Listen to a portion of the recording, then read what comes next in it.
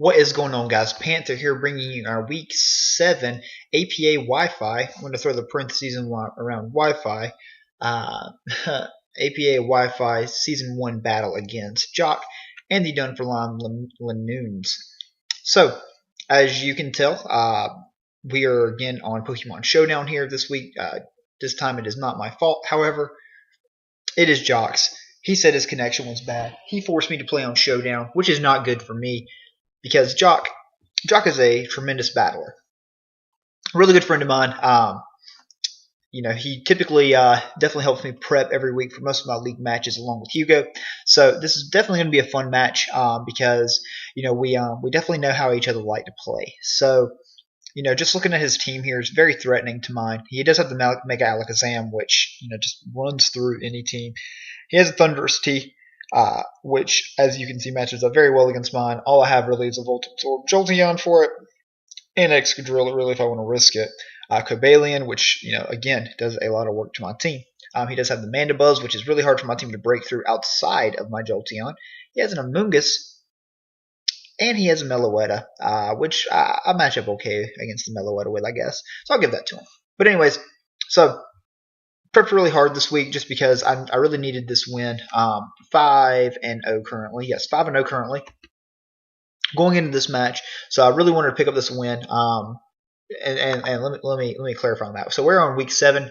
We are only 5-0 though because our week 3 or 4 game against Jacob did not count. I've explained that in one of my earlier videos, but just in case you were wondering and were watching home. Did not want there to be any confusion here. So looking at the team matchup, I really felt like Sand had a really good matchup, which it does. If I can wear down the Amoonguss and wear down the Mandibuzz, Sand really does have a pretty decent matchup here. So let me go ahead and jump into this. I'm going to go ahead and switch the sides to bring you my point of view here. So turn 1, as you can see here, let me go ahead and pause this. We've already lost some spoilers here. So going to jump into turn 1 here. I figured I'm going to go ahead and lead with my Gigalith. He does have the only form of hazard removal in Mandibuzz, which is weak to rocks. And if you wanted to lead that, I could go ahead and do a lot of damage to it. But other than that, Gigalith does match up pretty decently because I can take on the Thunderous T. I can take on the Mega Alakazam, I feel like. I could even take on the Meloetta because I am specially defensive.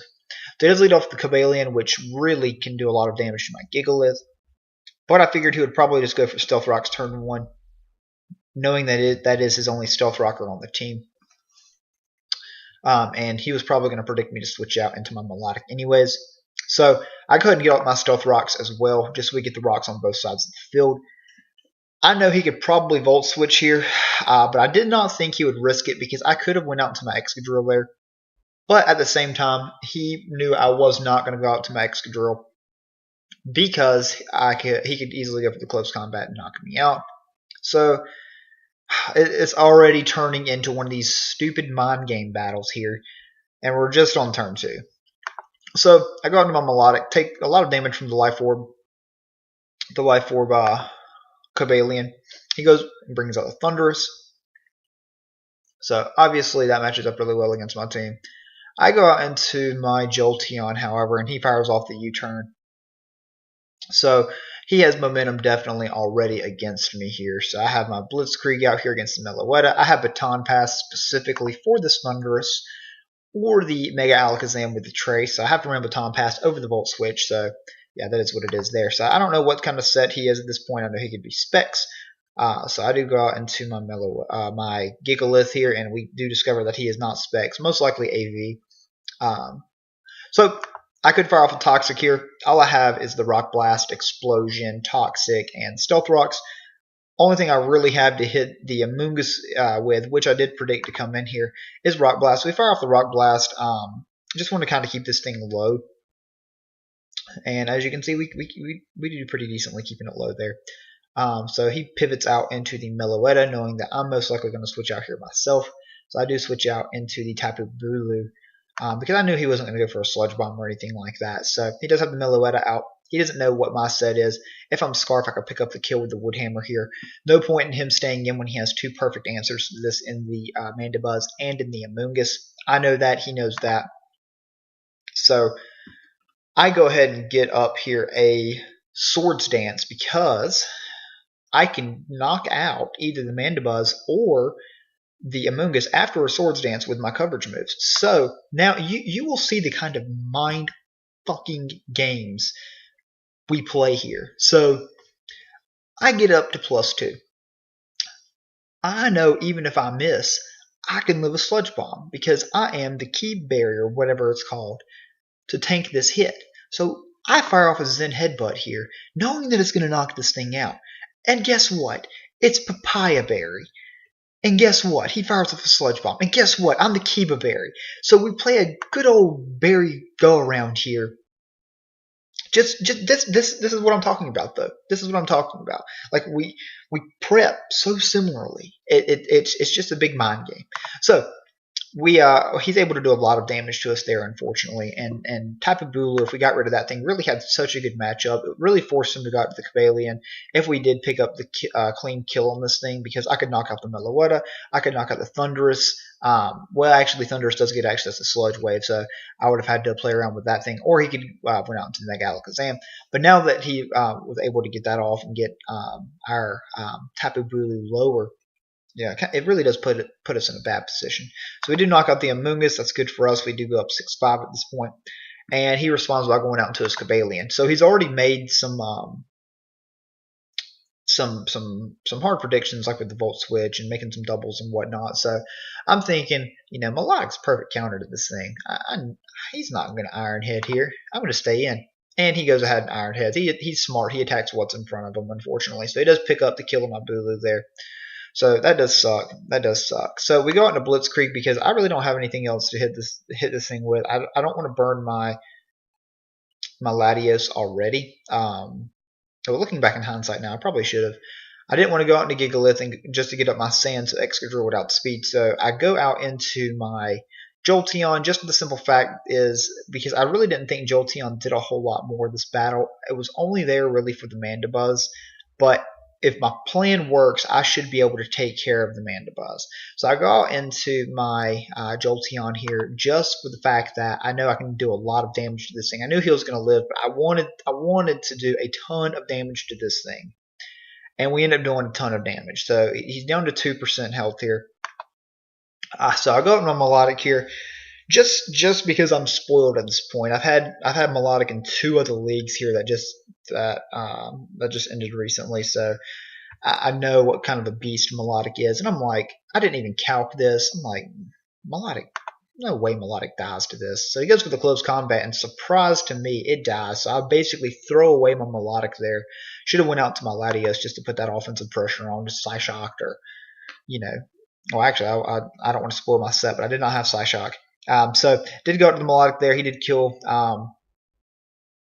So that was unfortunate because he is able to knock out my Melodic. And he later said that I had like a 75% chance to live. So I'm not crazy.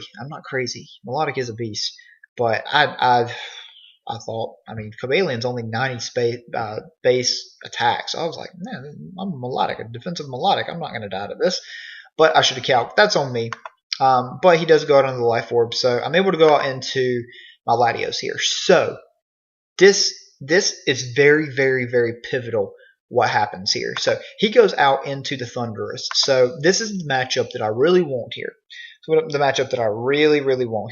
So one of 2 things happen. He showed U-turn at this point, and I know he's going to U-turn out. He's not going to HP Ice. He's not going to do any of that. He's not going to stand. He's just going to fire off the U-turn out and bring in what I am hoping is the Mandibuzz. I want to see Mandibuzz here. But it makes sense what he does. So he U-turns here. And he goes out to his AV Meloetta. So that makes sense. But it's so pivotal because I'm actually a physically offensive set with Dragon Dance, Outrage, Earthquake, and Zen Headbutt. And I'm a physically offensive set with Dragonium Z. Specifically Dragonium Z for the Mandibuzz because I OHKO the Mandibuzz at +1 after Stealth Rocks 100% with the spread that I am. But he goes out into the Meloetta here. So I'm in huge trouble here because either A, he knocks me out with a Shadow Ball while I Dragon Dance again. I can either I can't kill him with Zen Headbutt. I can't kill him with Earthquake. I think it did like 45 to 50 or something like that. So I could not kill him. I didn't really know his complete spread if he had HP investment or not. But what I do know is Outrage kills 100% or my Dragonium Z. So I sit here and I'm thinking. And if only Outrage didn't lock you in, that is the thing. If Outrage didn't lock you in, I would have been in such a good position here. It would have been a good game if Outrage didn't lock you in at this point. So the battle's not over yet. I don't want you to think the battle's over because I do have Excadrill in the back chilling. So what I choose to do is Outrage. Because I didn't want to burn my Dragonium Z. I did not want to burn my Dragonium Z. But I do choose to Outrage here. So, but that is a problem because now he can go out into the Mandibuzz and eat the next Outrage and knock me out with either the knockoff or the foul play. So what I was banking on is me knocking out Meloetta with the Outrage and him either having to roost stall me, him trying to roost stall me out of the Outrage perhaps, and then me getting confused and then him maybe waiting for that, or maybe him whirlwinding me out or something like that is what I was hoping for at this point. Because I can't kill this thing with an Outrage. I need to Dragonium Z it right now, but I can't. So that unfortunately forces me to Outrage here. Obviously, you see, we don't knock it out. He foul plays. Crit does not matter at all. He did like 100% to me with that. So I had thought the game was lost anyways here at this point, just for the simple fact that he does have Mega Alakazam that can trace my Excadrill Sandrush. And we actually discussed it mid-battle too, and apparently it doesn't work like that. So I boom here. I can't sit here and Rock Blast this thing out. I can't do it. But it is actually, he does pick up Sandrush first turn. So what I needed to happen here was, this is my only chance to win at this point, because the Mega Alakazam does get the Sandrush its first turn in. So, but I also don't have Rock Slide, and even if it did, it was a roll to kill. So I have to try to Iron Head. I have to try to flinch him down here. So can my Excadrill / Jirachi Iron Head flinch this thing again like it did last week to help us secure the win? We fire off a big Iron Head here, and guess what? We don't pick it up. He foul plays. He knocks us down to 12%. We automatically lose because it only gives us 12 Life Orb hits left, or 2 Life Orb hits left. So we Iron Head again, pick up the kill on this thing. And unfortunately, we only have one left. He goes out to the Thundurus because we both didn't know how that Alakazam could pick up the Sandrush immediately this generation. He goes out to the Thundurus just to secure his win here with the Iron Head. So really great game to you, Jock. I forget his record, 4-3 or something like that now, maybe 3-4. He did take over for another team, so I know he hates his draft. But really close loss there. So no shame in the loss this week by any means. But Jock played that one really well, really well. He prepped. His prep was spot on for this one, and just the Bulu versus Amoonguss there. That's crazy the way it worked. Just because it just really goes to show how similar we are. It's just a bunch of mind games. It's kind of like the same reason I don't like playing Miticus. Just because he knows me so well how I battle. It's just crazy. I'm always in for a good battle. I know that when I'm playing Jock or someone like Hugo or someone like that, it's always going to be a slugfest there to the very end. So, this is why this is really why I play Pokemon. Battling, having really awesome battles like this at the end of the day. So, congratulations again to you, Jock, on your win, and we will catch you next week, guys. Thank you again for watching.